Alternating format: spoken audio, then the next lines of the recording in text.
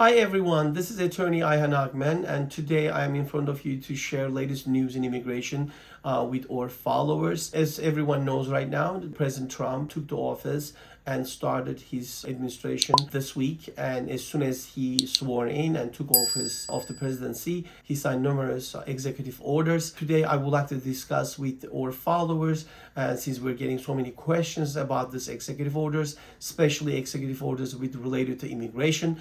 This is why I will be outlining to our followers generally what executive orders has passed that's going to be affecting immigration. In this perspective, I can say that the very important executive orders that the president signed, especially declaring national emergency at the border and sending additional U.S. troops to the border of the United States, and also canceling the CBP-1 app, which is allowing the foreign people to apply and get an appointment for their asylum claim in the USCIS. President Trump, by signing the executive orders, stop and cancel the CBP-1 app and this procedure, and then it's not going to be available anymore. And also by signing the executive orders, he's declaring that national emergency at the border, and not that way they're not going to allow any people cross the border or apply for asylum at the border at this point. President Trump actually, by signing the executive order bringing back the remaining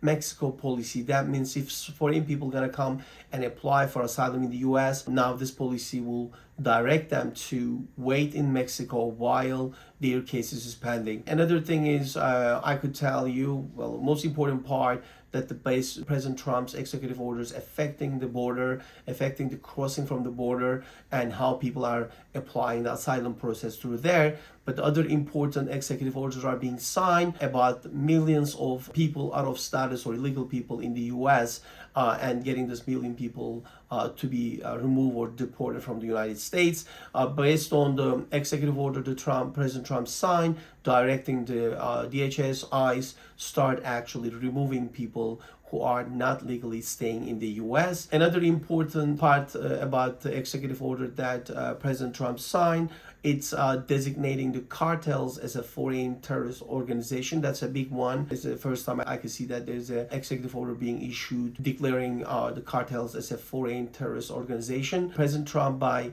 signing executive order, also ending the catch and release approach that the Biden administration had. That means once people are catched because of their illegal status in the US or they're crossing from the border, they will not be released. They will put towards the removal process, and that whole process of course requires them to appear in front of immigration judge as well. Other than that, based on the President Trump's executive order, it's actually, he was talking about this all the time, and finally he signed an executive order ending actually birthright citizenship rights. So that means if someone just being born in the US will not be enough for that person to become a US citizen.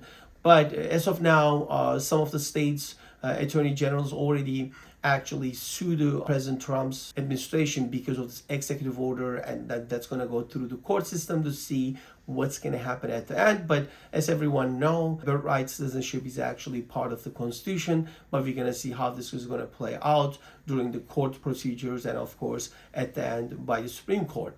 The decision is going to come out about this. It's going to be interesting one. We're all going to see it. Another important part, I can say that the President Trump's executive orders affecting the immigration and immigrants, especially for people who are crossing the border or who are actually out of status in the US, and who are actually, or who will be seeking asylum to get a protection. We're all going to see this, how this is going to play out, but at the same time, we're going to see so many actually legal actions going to be started against these executive orders, and then we're going to see how those are actually play out. Based on this, I would like to share with our followers generally the important points that especially with respect to executive orders that President Trump signed in the beginning of the week. But as time passes, we're going to get more details, and if any challenges are going to come into place or new executive orders that are going to be signed, we'll be sharing actually with our followers. One more thing I can say, it's also a big one, that the President Trump signed an executive order basically revoking the